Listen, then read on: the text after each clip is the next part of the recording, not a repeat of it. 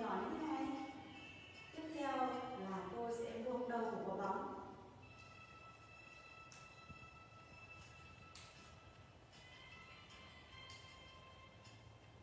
Và dùng phần cửa cắt chụp vào phần đầu của ống pháo.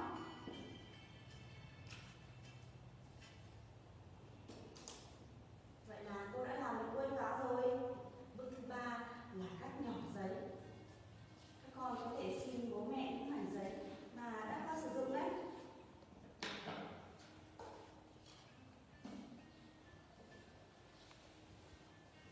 Nếu các con muốn tự cắt thì chúng mình sẽ nhớ dùng kéo tay phải nhé.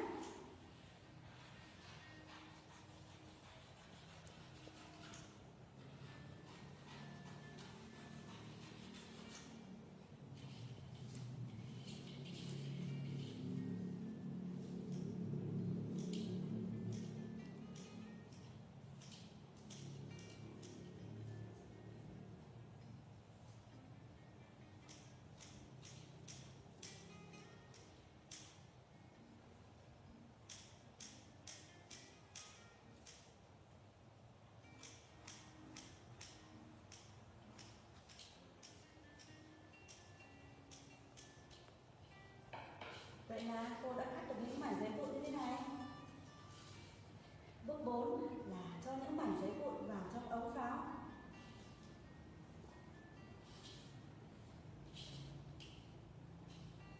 Và bây giờ sẽ là phần hồi hộp nhất. 1, 2, 3. Chúng mình có biết vì sao xác pháo bay ra ngoài không? Để xác pháo bay được ra ngoài thì một phần là tay này. Các con chú ý này, các con trước tiên là chúng mình sẽ phải bỏ những mảnh giấy vụn vào, đúng không? Một tay các con cầm phía dưới của ống pháo, một tay kéo dài đầu quả bóng và hướng lên trên. 1, 2, 3. Vậy là cô con mình đã cùng làm được một chiếc pháo rồi, đúng không nào? Với bố mẹ thì có thể làm được những chiếc pháo to hơn bằng những loại giấy to hơn, và cách làm cũng giống như cách làm chiếc pháo nhỏ của các con. Và bây giờ cô con mình cùng chơi với những chiếc pháo to nhé.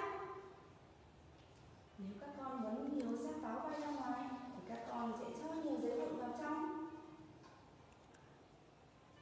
1, 2, 3.